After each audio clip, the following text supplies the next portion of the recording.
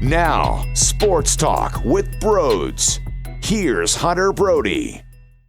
That was a very emotional game, a physical game. There was some good things to take away from it and some ugly things to take away from it as well. But at the end of the day, the Flyers got the victory. It was a tough battle. It was a mental battle. And I am so thrilled that the Flyers found a way to beat the Ottawa Senators 4-3.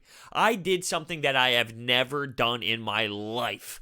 I DVR'd the game. I DVR'd the game and watched it after the game was already over without knowing the score. I had to go out today and not use my phone, not look at my text, so I wouldn't be told what happened. I saw a couple of my buddies texting me throughout the game, and I realized, oh no, something was going on. I hope it wasn't anything crazy, and I somewhat used what time it was to correlate where the game was at in terms of how much time was left or what period it was, but nothing was spoiled.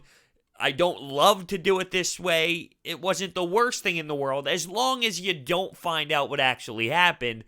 But this is what matters. I'll tell you what matters. 1, no one ruined it for me. And 2, the Flyers grabbed 2 points. Before we dive more into this, I need to let you know about the promo code BROADS that you can use at SeatGeek's checkout page for $20 off of your tickets. It's a no-brainer. You could put that money towards parking or beer or food. It's a no-brainer. I'm telling you. Use the promo code BROADS today. One thing I thought was so interesting was after the Flyers lost to the Coyotes, Alain Vigneault and a couple of the other guys in the locker room post-game was asked about how in the past this team would go on a nice run, they would lose a game, and then it was as if a run started negatively. What I mean by that is the Flyers would go on a 7, 8, 9 game win streak, and then there would be a loss, and then the Flyers would get into a losing skid. They wouldn't be able to get back on their toes and find ways to win. It would just continue to snowball in a negative way. Well, the Flyers instantly shut that narrative down. They outplayed the Coyotes. They didn't win. But in their next opportunity, in a gritty game, where they battled and they were tested, they responded. Instantly. No questions asked. There was no snowball effect. And that makes me proud. So let's talk about how this game played out, because there is a lot to discuss. A couple minutes in, Travis Konecny gets the Flyers on the board. Claude Giroux throws a puck on net. It hits Morgan Frost, and Travis Konechny's backdoor to tap it in on a nice open net for the Flyers to take a 1-0 lead. But a couple minutes later, Brady Thachuk is left open in front of Carter Hart. They make a nice play where they get a pass from behind the goal line. It goes right to Brady Thachuk, and that bothers me that he was left that wide open. I talk about how some of it was ugly. That's ugly. You can't allow him to stay net front like that, and specifically him, right? I mean, he's a guy who you circle when you look at the other team's roster heading into the game. He's a threat. He can score. He's a go-to guy for them. You need to realize where he is on the ice at all times. So that did not make me feel good, and especially because it was only a couple minutes after the Flyers took the 1-0 lead. But Shayne Gostisbehere ends up taking a clap bomb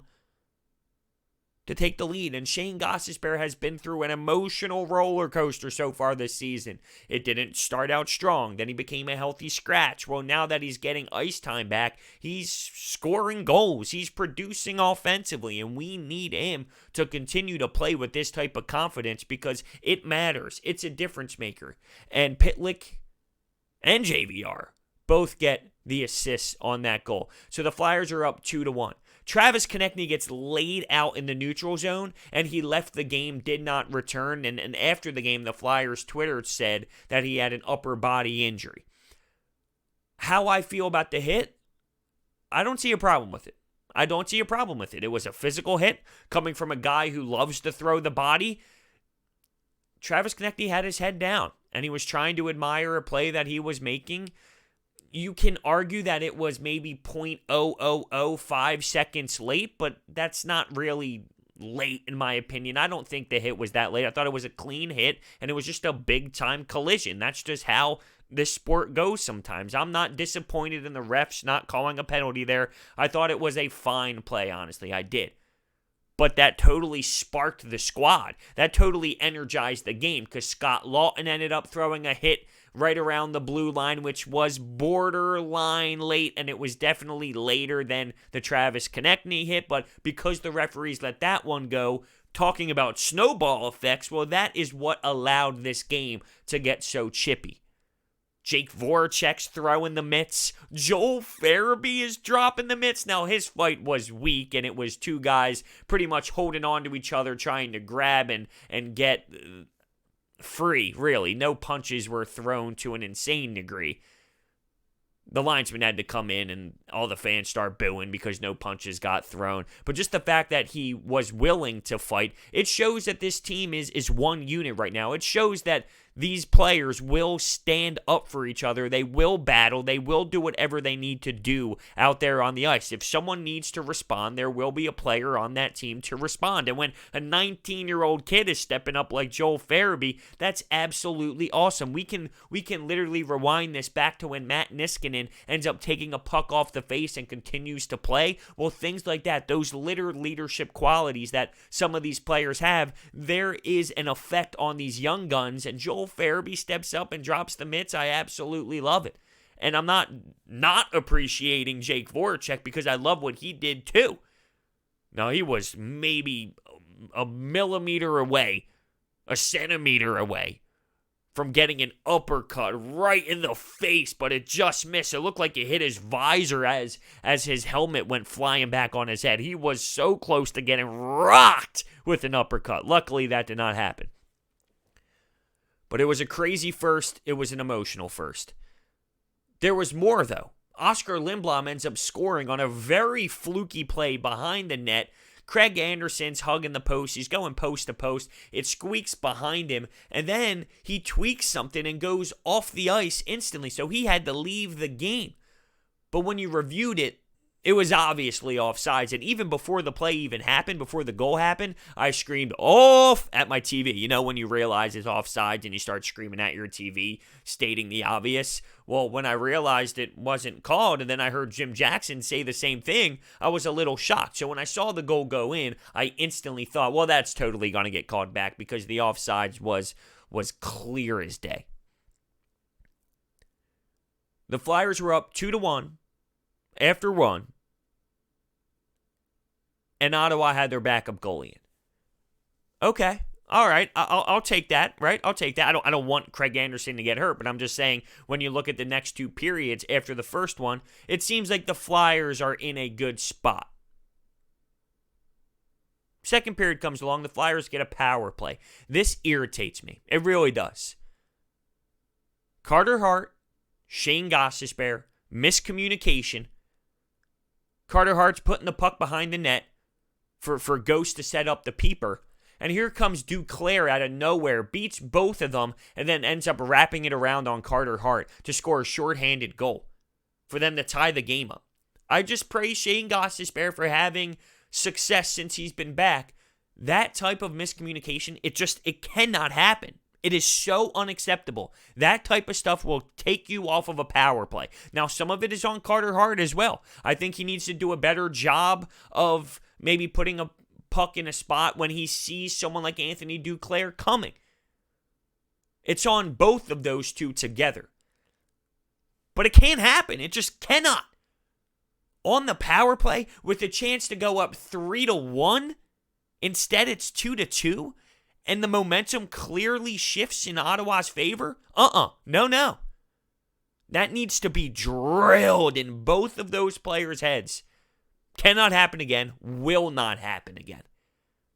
Because that's the difference in grabbing 2 points or not. That's the difference of maybe getting 0 points or 1 point. Third period comes along. 3 minutes in. Ivan Provorov with a snip. Now, what is even better is how beautiful, when you go back and watch it, how beautiful that neutral zone play was to even get Provorov the puck.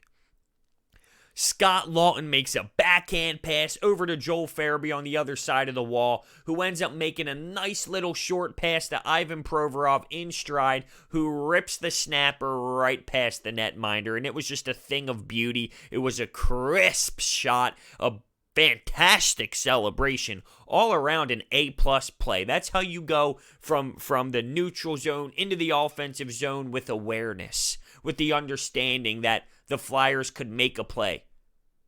Knowing and trusting each player, knowing that they will be in the right position entering the zone. It was just awesome, really. Good hockey teams make those type of plays. But the Flyers give up the lead. With 5 minutes to go in the third period, who but Anthony Duclair scores again? And there was a turnover by the Flyers, which allowed that to happen. Joel Farabee at the red line tries to make a soft little bump play by the boards, but it looked like there was a change going on, so no one was there to actually pick the puck up. Well, that led to a transition by Ottawa, and they score. So the little things, getting the puck deep, that costed the Flyers a goal. But instantly, what a play by the Flyers. 11 seconds later, JVR to Kevin Hayes. Kevin Hayes goes far pad, and Scott Laughton puts in the rebound. Far pad, fantastic hockey play, smart hockey play, and he's celebrating hard, and he's going past the bench, chirping, screaming, being an emotional leader out there, because that's what Scott Laughton was. He gets the game-winning goal, the Flyers hold on, but it's not over. It's not over because at the end of the game, with about 27 seconds to go or so, Brady Thachuk cross-checks Scott Laughton, then takes his gloves off and starts punching Scott Laughton as he's on the ice. Now, that is a suspension-worthy play, in my opinion. The cross-check, okay, whatever, but you don't take your gloves off and start pounding someone while he's on the ice because you are frustrated. How can that happen? Brady Thachuk is a skilled guy, right? He is. He's a skilled guy. He's very young in this league. He's got a ton of potential. There's no reason for him to do that. Now, there's no reason for anyone to do that, whether you're a tough guy, a goon, a grinder, a skilled player, a defenseman. Doesn't matter who you are. No one should do that. But to me, that is a suspension-worthy play, and the league needs to look at that. Scott Laughton wasn't ready to fight. Brady Thachuk. I always get the Tkachuks all confused. Literally took his gloves off and started pounding them when Scott Laughton was on the ice. Now, there were a few times Scott was asked to go, and because of his broken finger, he did not. Now, that makes total sense in my opinion. There's no reason for him to fight. One, he's playing a great game, and he has a ton of points. He's been great since he's been back. There's no reason for him to get off the ice in that moment. And there's no reason for him to get injured again. One pop on the face or one pop off the helmet can break his hand again. One thing I forgot to mention before that happened, with about 3 minutes to go, Ottawa ended up pulling their goalie. I loved the way the Flyers played 6-on-5. They were aggressive. They were getting the puck out of the zone. They were getting sticks in lanes. They were attacking. They were forcing the Senators to make a play. Instead of sitting back, seeing them and watching them work the puck around, no, they were involved. They were being effective. They were getting on them, forcing them to make a mistake. They were getting pucks out of the zone. It was just great. I love it. And that's what ended up resulting eventually in that Brady Thachuk play on Scott Laughton. I'm so proud of this hockey team for getting the victory. Like I stated, there was some ugliness involved. Hart and Gostisbehere. That play cannot happen behind the net. Joel Farabee's turnover. Allowing Brady Thachuk to be wide open in front of Carter Hart to score the first of the game. You need to clean that up. With that being said, though, not every game's going to be pretty. When you look at the really, really elite teams in this league, the Boston Bruins, the Washington Capitals, they have these insane records, right? Not every game is them dominating, coming in waves, scoring 7 goals, only allowing 1 or 2 goals. They have some games where they have to come back late in the third period because they played an abysmal 40 minutes of hockey. There are games where they win 6-5 and things didn't look so good. My point is, when you are a better team in this league and when you are a playoff team, when you're involved in the regular season, there will be games where it's not your best hockey. But the 2 points is the factor. Did you get the 2 points? Yes. Okay. That's the main point. Getting the 2 points. Finding a way to deliver. And that's what the Flyers did. And I love the way they came together as a team. The family is in full effect. The locker room is a group of brothers. And it shows. It shows out there on the ice. I hope Travis Konecny's okay, because that will be a big loss for this team. He scores. He hits. He's fast. He forechecks. He backchecks. He does it all. He's quick. He chirps. He is definitely a loss, and we're just going to have to really wait and see what the Flyers Twitter puts out and what the medical staff says about him. He will get reevaluated on Monday. The Flyers do have a couple days off here, but they go on a tough stretch. The Colorado Avalanche, ew, they're disgusting. The Minnesota Wild, ew, they're putting wins together. The Winnipeg Jets, ew, this team is playing really good right now. So talk about a true test for this Flyer squad coming up. 3 tough games in a row, and potentially missing a top player, a top 6 player, hell, a top 3 player. That's no good, so hopefully he will be okay. What cracked me up before we end this? After everything that happened, all those hits, the fights, Kevin Hayes got called for a hooking penalty where he stick lifted a senator along the wall. Are you kidding me? After everything the linesmen and the referees did today, that's what they're going to call a tiny little stick check along the wall? That would go more towards the refs, but the linesmen, they were awful. How many times did a player beat out an icing and they made a mistake? Oh, I'm sorry, I didn't mean to do that. What? That's not how this works, dude. You're sorry? How about you put yourself in the right position to make the right call? You are a professional referee. And you don't see that too often. You don't.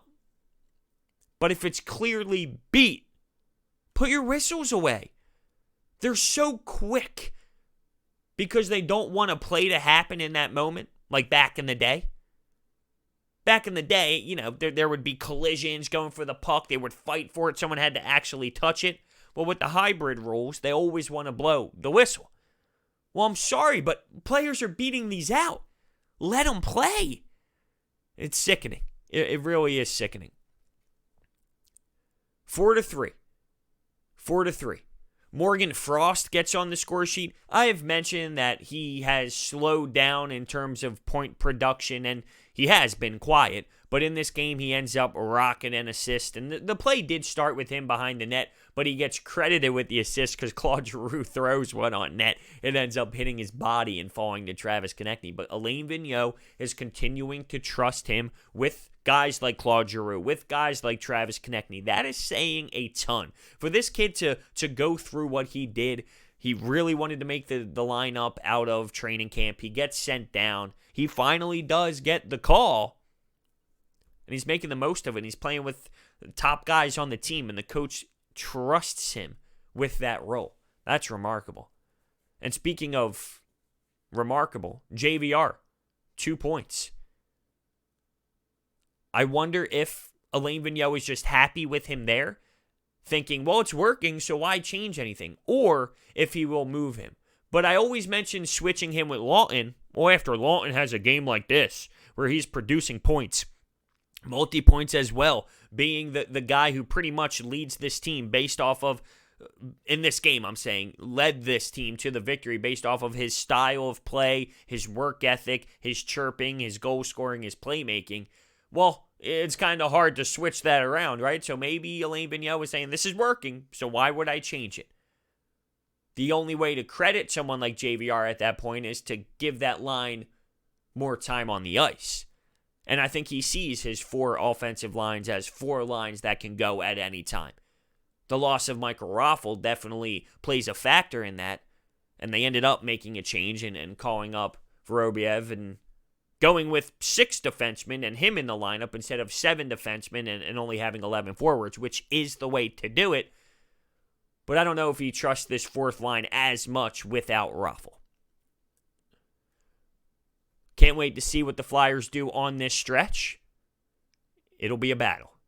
And I'm curious, how will they answer? What type of team are they? Can they do this on the road? We know they can win at home. Can they do this on the road? Let me know your thoughts down below. Thank you so much for watching. Hit that thumbs up button, subscribe. I will see you next time.